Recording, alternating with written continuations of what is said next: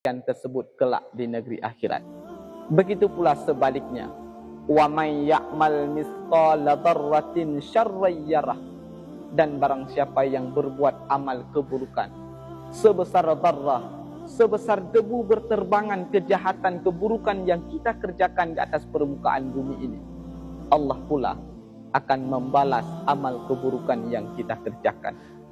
Maka manusia yang berakal, manusia yang sehat, manusia yang beriman adalah manusia yang memanfaatkan kehidupan di dunia ini sebagai ladang pahala. Ia mencari bekal agar menuju kebahagiaan kelak di negeri akhirat. Sebuah nasihat daripada Rasulullah tentang gambaran pertanyaan kelak di negeri akhirat, yang moga-moga menjadi nasihat bagi kita bersama dalam meningkatkan ketakwaan kita kepada Allah Subhanahu wa taala. Di dalam satu hadis, Rasulullah sallallahu alaihi wasallam bersabda, "La tuzalu qadama 'abdi yaumal qiyamah." Kelak di negeri akhirat tidak akan tergeser telapak kaki seorang hamba hatta yus'alu an arba'in khisalin, sebelum oleh Allah menanyakan kepada hamba tersebut dengan 4 persoalan. Persoalan yang pertama yang akan Allah tanyakan kelak di negeri akhirat adalah an umurihi fima afnahu, umur yang pernah diberikan oleh Allah. Fima afnahu, kemana kita habiskan, kemana kita binasakan umur yang diberikan oleh Allah. 1 detik umur yang diberikan oleh Allah, 1 menit, hari berganti hari, bulan berganti bulan, 20 tahun, 10, 50 tahun, bahkan 100 tahun umur yang diberikan oleh Allah, akan Allah pertanyakan kepada diri kita hamba. Fima afnahu, kemana kita habiskan umur yang diberikan oleh Allah.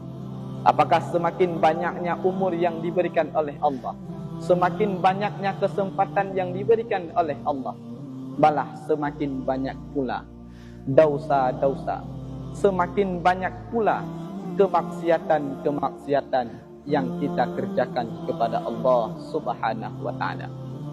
Atau sebaliknya, semakin banyaknya umur yang diberikan oleh Allah, semakin bertambahnya usia yang diberikan oleh Allah, kita menjadikan momentum tersebut sebagai ladang pahala agar kita senantiasa berubudiyah, berbuat kebaikan, takwa kepada Allah Subhanahu wa taala.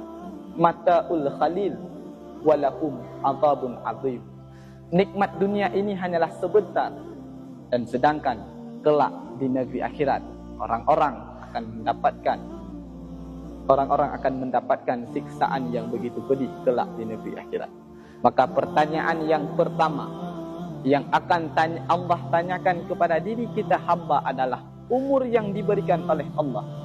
Bima afnahu, kemana kita habiskan umur tersebut? Itu pertanyaan yang pertama. Pertanyaan yang kedua yang akan Allah tanyakan kepada diri kita hamba, an jasadihi fima ablah, fasilitas tubuh yang diberikan oleh Allah, fasilitas jasad yang diberikan oleh Allah. Fima ablahu, kemana kita pergunakan? Mulai daripada mata yang diberikan oleh Allah, telinga, mulut, kaki, tangan dan lain sebagainya, fasilitas tubuh yang diberikan oleh Allah, akan Allah pertanyakan satu persatu kepada diri kita hamba. Fima ablahu, kemana kita pergunakan? Apakah dengan adanya nikmat mata yang diberikan oleh Allah kita semakin taat kepada Allah? Atau sebaliknya, dengan adanya nikmat mata yang diberikan oleh Allah kita semakin maksiat kepada Allah? Nikmat tangan, kaki dan lain sebagainya yang diberikan oleh Allah, apakah dengan nikmat tersebut kita semakin hari semakin taat kepada Allah? Atau malah sebaliknya, semakin banyaknya nikmat yang diberikan oleh Allah, semakin banyaknya kemudahan yang diberikan oleh Allah, semakin banyak pula ladang dosa yang kita lakukan kepada Allah Subhanahu wa taala. Maka pertanyaan yang kedua yang akan Allah tanyakan kepada diri kita hamba adalah fasilitas tubuh yang diberikan oleh Allah, kemana kita pergunakan? untuk maksiat kepada Allah Subhanahu wa taala. Pertanyaan yang ketiga yang akan Allah tanyakan kelak di negeri akhirat adalah an ilmihi mata amilahu fihi.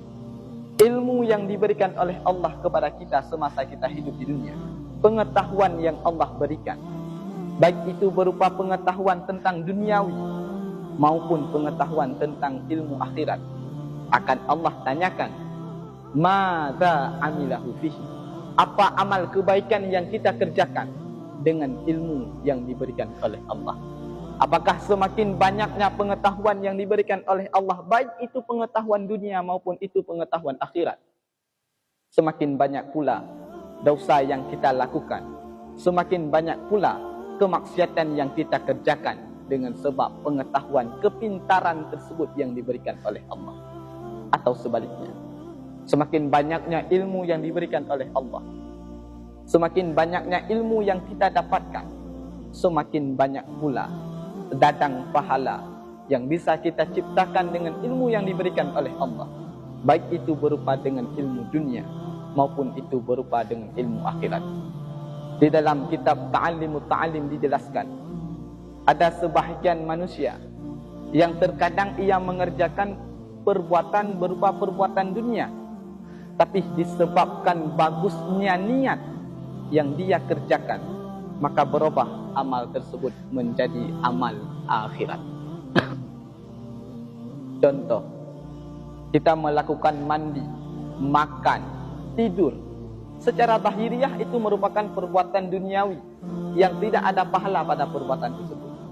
Tetapi terhadap seseorang yang berilmu menjadikan amal perbuatan tersebut dengan bihusnin niyah, dengan niat yang baik. Makan semata-mata agar ada kekuatan untuk beribadah kepada Allah. Tidur semata-mata untuk beristirahat agar tubuh fit, agar beribadah kepada Allah. Mandi agar supaya kita segar, agar kita segar di saat beribadah kepada Allah. Itu dari perbuatan amal dunia menjadi berubah kepada amal akhirat.